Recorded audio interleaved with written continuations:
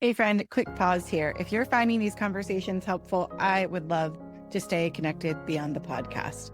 You can sign up for my free newsletter at tabithawestbrook.com. And that's where I share exclusive trauma-informed insight, faith-friendly resources, and updates on new Hey Tabby episodes, retreats, healing tools, all kinds of good stuff that you will not find anywhere else. It's one small way to keep growing together toward peace, wholeness, and freedom. Just head over to tabithawestbrook.com and click on Hey Tabby, and you will scroll down and find the newsletter sign up there. I look forward to seeing you in the emails. Welcome to Hey Tabby, the podcast where we talk about the hard things out loud with our actual lips. We'll cover all kinds of topics across the mental health spectrum, including how it intersects with the Christian faith. Nothing is off limits here, and we are not take two verses and call me in the morning. I'm Tabitha Westbrook, and I'm a licensed trauma therapist, but I'm not your trauma therapist. I'm an expert in domestic abuse and coercive control, and how complex trauma impacts our health and well-being. Our focus here is knowledge and healing. Trauma doesn't have to eat your lunch forever. There is hope. Now, let's get going. Welcome to this week's episode of Hey Tabby. And I am going to start us off with a story this week. So this would be a few years ago now. I was going to get some medical care and looking into some things to see if we could help with just some of the swelling that I sometimes have in my legs for no apparent reason. And we went to this provider who had been apparently a supermodel at one point, and I was in there trying to explain my medical history to her, and she kept just talking down to me. She was really pretty ugly. And I just was super sweet, didn't say, hey, you don't need to talk to me that way. I just kept going with it and didn't really say much. And when I left there, I felt awful. Not because of how she had treated me, although that is part of it for sure. But the real reason I felt awful was because I didn't speak up. I prioritized being nice over being truthful in that moment. So I just kept Southern sweet going on. Instead of saying, hey, it's not okay to talk to me that way, I'm going to leave if you keep it up, which I was well within my rights to do. My question for you is, what are we so afraid of will happen if we just don't? If we speak up and what we speak is the truth. Now, look, to be fair, I'm going to be laying out the difference here between niceness and kindness. And there is a time and place to just be nice, right? Sometimes you just got to get out of a situation. Sometimes you need to do something a little bit different. And being nice is not a bad thing. There are just times it is misplaced. And what I want to talk about is that. So niceness can be a trap if we're not careful. We are taught that niceness is to smile, to accommodate, not make it awkward, be easy. For a lot of women, when we grew up, we were told to be unproblematic, right? I've had a few things said to me about my character because I didn't back down from something. And again, I'm saying these in these spaces of where it's appropriate and where it's not appropriate. But girls are taught to be sweet in particular. Now, guys definitely get into some of this as well, but by and far, I do see this being more of an issue with ladies. So I just want to say that to begin with. Niceness can also be a fawn response. I am trying to keep you from doing some sort of harm to me, or I have been so taught that I am supposed to acquiesce or bow to something that I automatically almost do it.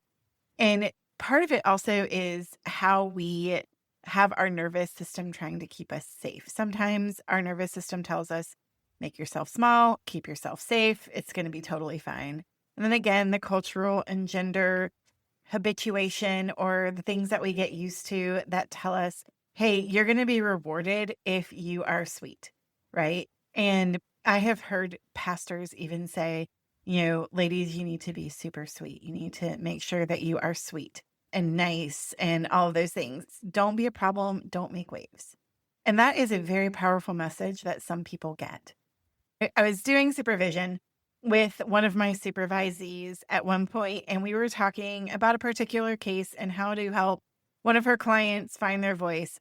And she looked at me and she said, this is what I tell my daughters. Nice girls end up in trunks.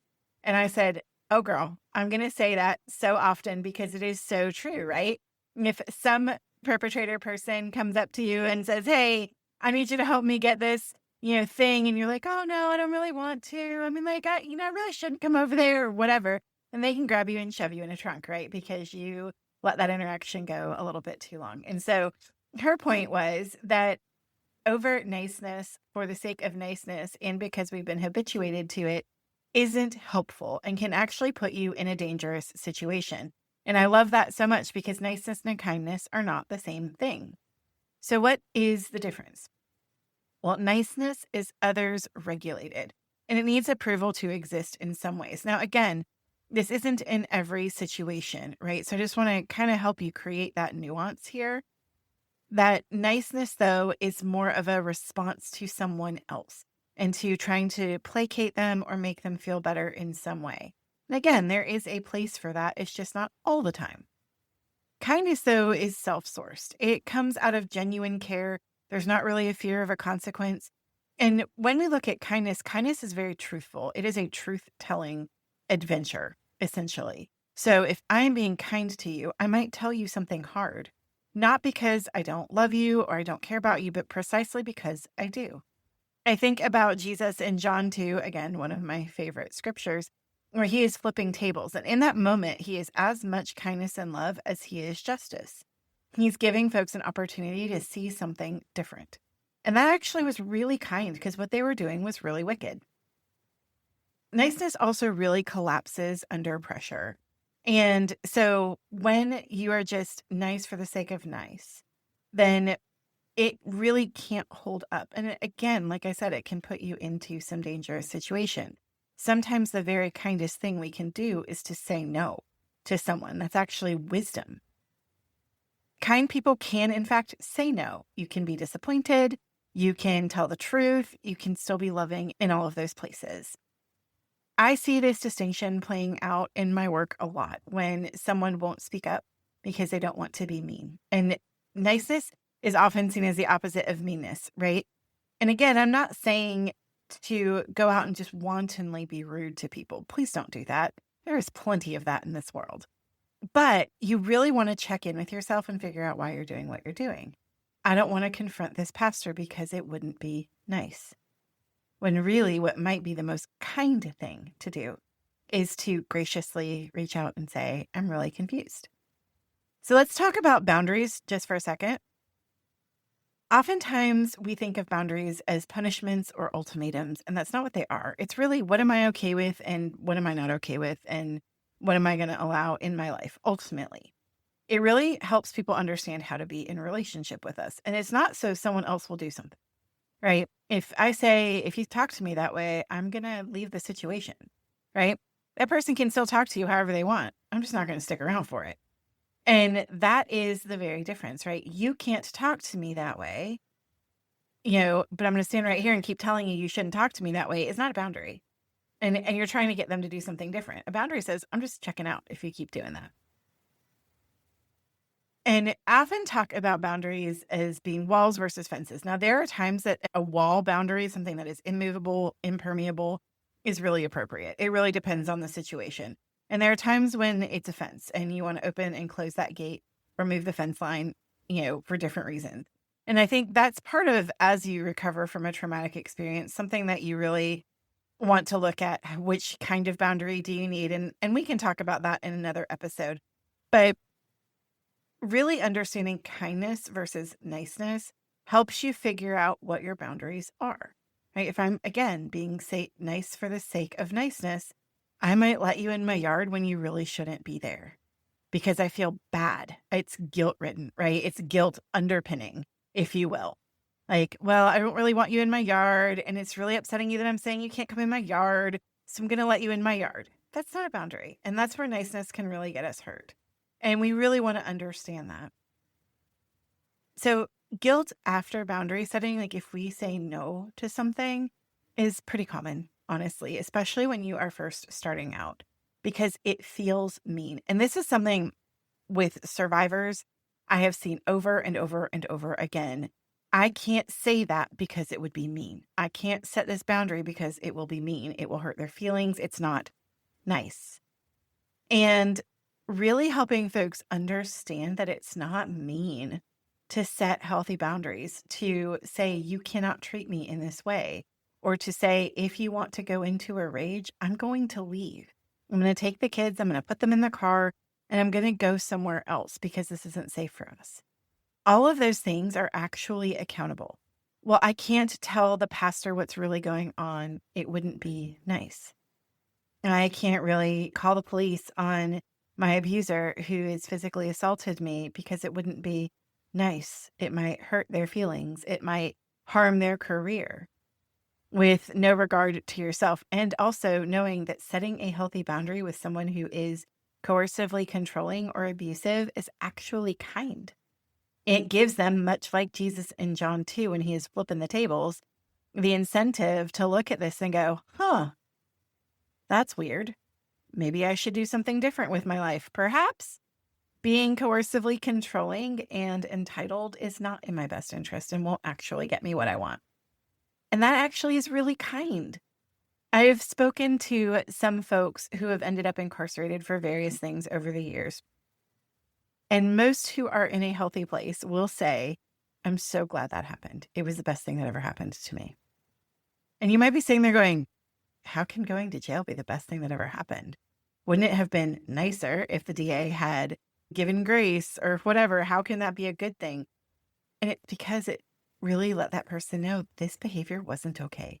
This thing that you did was illegal and it demanded accountability. It demanded a consequence. And while they were in jail, they did meet Jesus. Now, look, we know that many people who go to jail or to prison often meet Jesus. That would be with air quotes. They don't know him at all. And they get out and live just like they did before. However, for some folks, they sit there and go, how did I end up here? How did I end up here? And so the most kind thing that could have happened to them was to have to experience a consequence, because it gave them the opportunity to self-reflect in ways that were really important. And that is tough, right? We don't want people to feel bad. So sometimes we will be nice. I don't want to tell you the thing that I need to tell you because I don't want to hurt your feelings. It feels not nice. It feels mean. When in reality, the conversation you need to have is, hey, this really hurt my feelings, or this doesn't work for me, or I need to do something different. And again, I am not saying not to let your words be seasoned with grace. There are ways to approach things when you need to speak a hard truth that are kind and loving and gracious. You don't have to just go in with guns blazing. And I know that this can be a little bit of a hard shift for people at times, because maybe you are used to people saying, well, I just had to speak the truth. And I always remind folks, when they are not speaking the truth lovingly, what Paul says, that if I don't have love and I can say all of the truth in the world and I am just noise. So there is a way to express things in kindness that is still gracious, but we don't have to minimize our own feelings and experiences. And for a lot of women in particular, this is a shift. This is looking at it and going, how do I do this a little bit differently? How do I not just default to nice and sweet and quiet when that's what I've known? And so those are places where you want to just be aware of what's happening and really start checking in with yourself in interactions. This might be something that you try with friends, somebody that is trustworthy, that is, a person that you can say, I am learning to exit niceness that's not helpful and move into kindness. And so I may say no to something, I might confront something or say something about something, and I'm learning, are you willing to let me learn with you? And a lot of times folks will say yes. And also you can role play. This is one of my funnest things that I do in therapy with people and in coaching spaces, is role play with them. If this happens, what do you do? Sometimes we call it in the therapy room, coping ahead.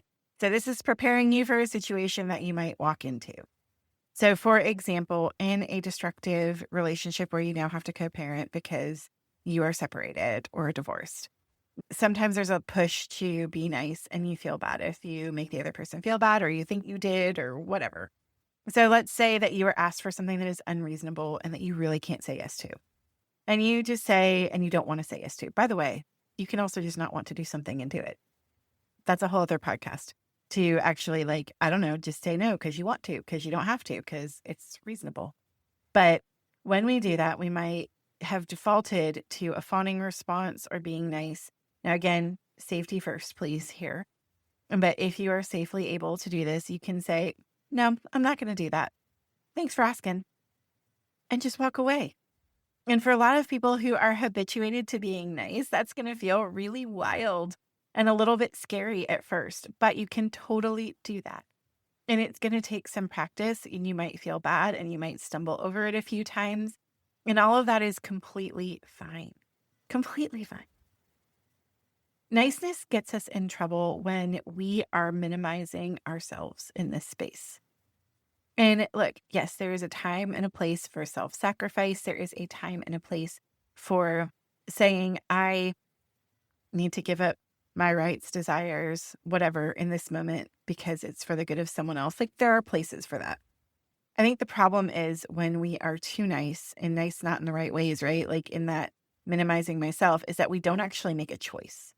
We don't really look into that space and say, hey, that wasn't good for me, right? We just kind of take it on the chin and keep moving. And that's really not what we're supposed to do. That's not real relationship.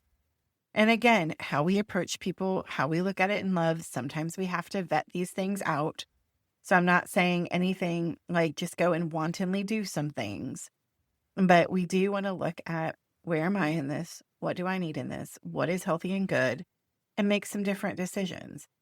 This is where interpersonal effectiveness is really helpful. So this is basically how to work and play well with others. And we aren't taught this, unfortunately, in school. And when we have been in coercively controlling spaces, it is really, really hard to have a different perspective on this and to do it differently and to say, this is something I need or something I'm not okay with. There is a skill that I absolutely love that I teach people. It is one of my favorite conversation starters when I have to confront something, address something, say no to something. And it's called the Dear Man skill. And this is an old school dialectical behavioral therapy skill that I really like. But what I like about it is it helps me get my thoughts together. So first I have to check in with myself and go, man, maybe this doesn't feel really good. I want to just be nice again and not say the thing, do the thing, say no to the thing. But I know that I've looked at it and this is an appropriate time for me to use my voice. Okay, so we're there. D stands for describe. So we are going to describe what it is that we need. And all of this will be in the show notes so that you can reference it back. So if you're driving, don't freak out and try to take notes. Please be safe. I want you to be safe. So D is describe, and you want to do this in as few words as possible. I remember years ago when I worked in a different career before I became a therapist, I had this one CEO at a company who that man spoke in bullet points, and that's how I had to approach him. I was the head of my department and often had to interact with him. So I learned very quickly I needed an economy of words with this individual. I needed to distill down whatever it was that I was asking into no more than 3 bullet points. I don't know if you've listened to this podcast, but I definitely can talk. So that took a little bit of work on my part, and I sometimes wanted to over-explain. Also, how many trauma survivors want to over-explain all the things? Of course we do, right? So I had to learn to distill it down to no more than 3 bullet points so that I was making a very clear ask. Now, it doesn't mean that I didn't put pleasantries into the conversation or any of that. Hey, how are you? How's it going? How's your day? Is totally fine. But when I got to the ask, I had to be able to describe it. And I had to be able to say, here's a situation I have before I asked. And so 3 bullet points max to describe. When you didn't come home when you said you would. There it is. That's the description. That's one sentence. Oh my gosh. Or when you said this to me. There it is. One sentence. So how succinctly can you describe a situation, right? So if I were going to talk to someone about a roof leak, I would say the roof has been leaking for 3 years.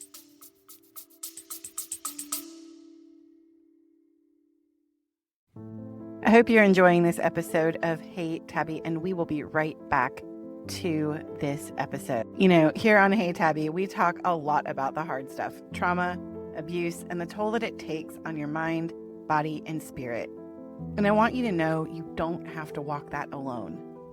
At The Journey in the Process, our team of highly trained trauma therapists help people heal from the deep wounds of complex trauma, all kinds of abuse, coercive control, sexual harm, and problematic sexual behaviors. We don't just manage symptoms. We work with your whole self, your mind, your body, and your spirit, using evidence-based approaches like EMDR, brain spotting, somatic experiencing, and internal family systems to help you find deep healing. Whether you're in North Carolina or Texas, we can meet with you in person or through secure telehealth sessions. We also have personalized intensives if you're in another area, and you can come to us in Texas or North Carolina and do that deep work over several days. Regardless of how we connect, we strive to make this a safe, judgment-free space where your story is heard, your pain is honored, and your healing is possible. If you're ready to take that next step toward peace, visit www.thejourneyandtheprocess.com, and we'll have that linked in the description as well. Trauma doesn't have to eat your lunch forever. There is hope, and we are here to help you find it. Now, let's get back to this week's episode.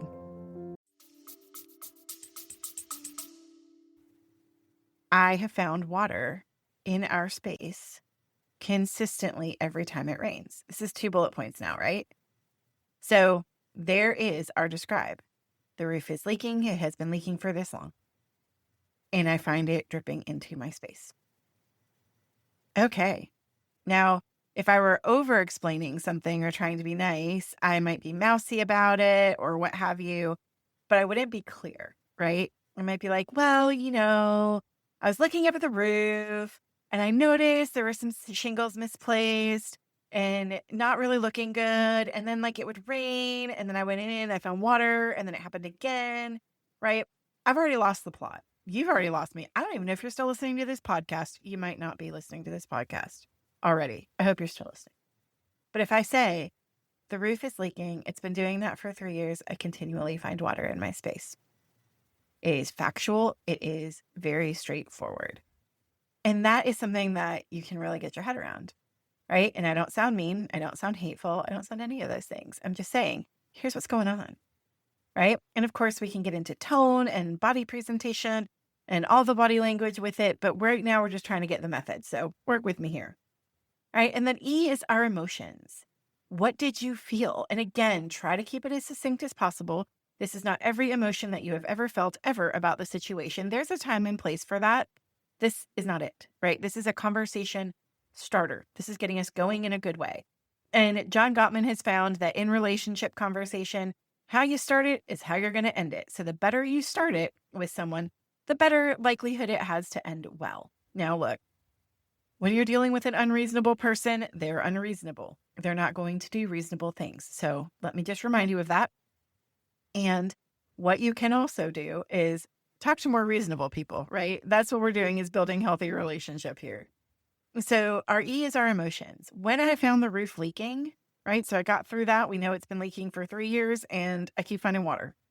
I felt really frustrated and really angry about it, right? Or I felt sad because it ruined something, whatever it is you feel. But I feel really frustrated about this. Now we get to the A. What are we going to ask? I need you to, or I would like you to, or would you please, right? And this isn't like, it'd be great if you, right? This is where we're going to make a clear ask. If we don't ask somebody clearly for something, or we don't say we're not okay with something clearly, people don't know. And they're not just going to magically get it. This is where clarity of language is really, really, really helpful. So we can say, I really need the roof fixed, because I do, right? If it's leaking, it's been leaking for 3 years and there's water inside, like that's not good, right? So we go, okay, I really need the roof fixed as quickly as possible before it rains again in like 3 weeks, right? So we're making a really clear ask there. Like, the roof has been leaking for 3 years. I continually find water in the space. I'm really frustrated about it. And I really need it to be fixed no later than the end of the month, because we're heading into rainy season, right? So there it is. There is our description, our emotions, and our ask. Now, the R is the reward. So win-win. How does this benefit both parties? So if I'm talking to a building owner about the roof leak, it would help keep the building nice, right? They don't want to lose their asset. Buildings are expensive. And it would help us do our jobs better, right? So let's say it's for my company. And so obviously we work in that space, and dripping water into the walls is not ideal, right? We want that different. So, I need you to fix this no later than the end of the month. This would really help you out by preserving the asset of the building and making sure that it stays good. It would help me out because then we wouldn't have things ruined by the water. There it is, right? It's a very clear ask. It's not being unkind. And then from that place, I get the ability to negotiate. So in this skill called Dear Man, now we have MAN. We've gotten through DEAR, and now we're going to go through MAN. So mindfully is that M. Right, so I'm going to check in with myself. If I feel a lot of emotions, I'm going to regulate as much as possible before I start this conversation. I am going to be assertive. Now, the A word for women can feel really, really hard. And I'll tell you this, in certain situations, instead of being called assertive, we will be called aggressive. I had a pastor at one point where I was working an abuse case, and I was very much immovable. I was very sure in my position. I was definitely regulated, but I was not going to move in my position because I felt very strongly about it. And I was very assertive about that. I was not ugly. I was not disrespectful in any way. I was kind, being very truthful and saying what I needed and what I thought was best for this particular victim that I had talked to. And I was giving an ask for them. And I was called aggressive. I was told you came across aggressive. Now, if I had been a man, I would have been called assertive for sure. And so we do have to reckon with that. Can you be called aggressive even when you're assertive, right? And we know the difference. I've done a podcast on it. What's the difference between, being aggressive and being assertive? We can talk about that more. But we are going to be assertive. We are going to say, this is how I feel. And that's where this clarity and clearness is really helpful. And then being willing to negotiate. So if the roofer says to me, I cannot get there by the end of the month because that's tomorrow, then, am I willing to negotiate a timeline? Totally get that. Didn't realize we were this close to the end of the month. How about next week? How about within 2 weeks, right? It's supposed to rain again in a couple weeks. I'd really like to get us out of this situation so that we're not here again, right? Great. Now, there are going to be some things that are non-negotiable, right? If you're saying, I am not allowing you to do this anymore, this behavior, this thing, this situation needs to stop, whatever it is, then you're not going to negotiate at all. So negotiation is really going to be highly dependent upon the situation that you are in. Hopefully that's a little bit helpful. And we could run through a million scenarios where we could talk about that. I will say in coercively controlling behavior, when you are saying it is not okay to treat me this way, and you're saying this is not in our best interest, there's no negotiation for, well, let me treat you just kind of bad. That doesn't work, right? So we're going to use some wisdom in this. And remember, the difference between knowledge and wisdom is knowing that a tomato is a fruit and wisdom is not putting it in a fruit salad, right? So it's what we do with the knowledge that we have. So that is a conversation starter. And sometimes when people learn Dear Man, they think this is the sum total of the conversation and that's over. And it really isn't. It's how I'm going to get started so that I have the best chance of a positive outcome. And again, that's kind because I'm going to be immovable at times on certain things. When I am being assertive, especially if I am confronting an injustice or something like that, then I'm not going to be able to negotiate much, truthfully. And I might be called unkind or aggressive or whatever. And really, I'm still being very kind. Again, now this does not mean treating people with disrespect. We do not do that. We treat people with respect. That is true kindness. I may have a higher level of intensity, and we talked about intensity in a previous podcast. I may have a higher level of intensity when I need to, and that is not a problem, right? Now, in that higher level of intensity, I'm not going to be rude. I'm just going to be direct, right? And so it is a bit of a skill. Like I said, these are skills that we don't really learn in high school very often. We may learn them hopefully in life, and we may need to relearn them if we were in a coercively controlling or abusive situation, particularly if we were in an institutional abusive situation where maybe there's spiritual abuse. We may have to disentangle some scriptures and work on what we know to be true. So when you walk through the world, you want to learn how to walk in both warmth and real kindness, but also with healthy limits. Relationships are really able to deepen when you stop performing or minimizing yourself or being mousy, when you learn the difference between being nice and being kind.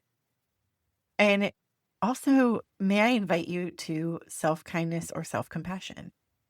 We are sometimes really rude to ourselves. I am always grateful that the things that go through my own head about me are not broadcast on a computer screen or something or on a television, because that would be patently terrifying. And I would be really sad for people to see that. Not because they're ugly to anyone else. I'm ugly to me sometimes. And that's just something that we have to really learn to let go of, right? And that doesn't mean that we are not appropriately looking at things that can change or grow or whatever, right? We're always going to be able to work on something. We're human. But that does mean I don't have to be a villain to myself. I can be kind to myself, just like I'm encouraging kindness to other people. It means I tell myself the truth, but I also have enormous compassion. And again, this is an ongoing practice. If you have been habituated to niceness and just being sweet and small, then you are going to have to learn how to do this. And it's going to feel pretty uncomfortable at first, if I'm being honest. It is an area to grow into. So be very, very kind to yourself as we do this, right? It's a learning process. I just want to remind you that the trunk is not your destiny, right? You don't want to be the nice girl that ends up in the trunk because you didn't assert a healthy boundary when you needed to. Again, I'll have the rhythm and the instructions for Dear Man in the show notes. And I am so grateful that you were with me this week on Hey Tabby.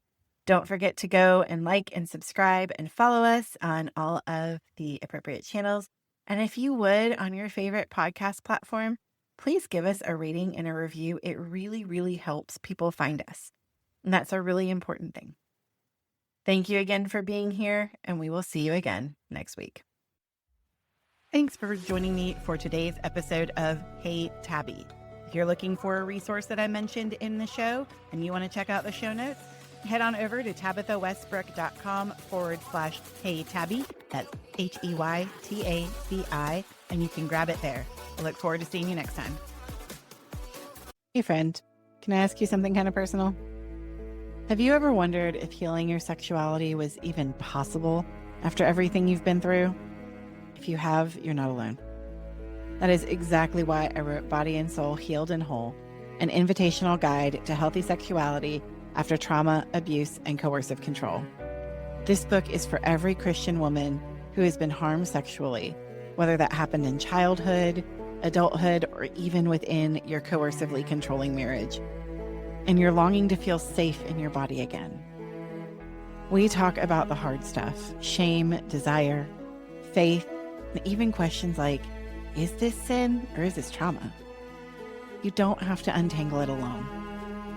If you've ever wished for a guide that is honest, compassionate, and grounded in both scripture and trauma-informed care and does not spiritually bypass, Body and Soul Healed and Whole is for you. It's available now wherever books are sold. Go grab your copy today. You are so worth the healing.